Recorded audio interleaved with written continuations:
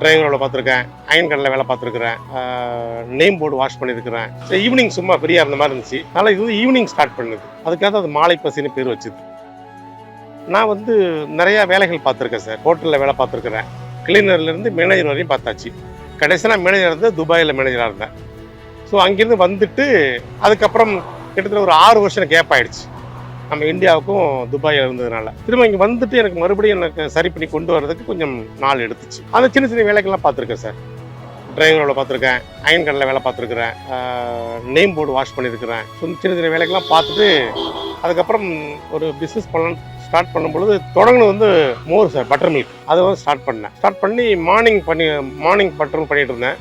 சரி, ஈவினிங் சும்மா ஃப்ரீயாக இருந்த மாதிரி இருந்துச்சு. அதனால் இது வந்து ஈவினிங் ஸ்டார்ட் பண்ணுது. அதுக்காக அது மாலை பசின்னு பேர் வச்சுது.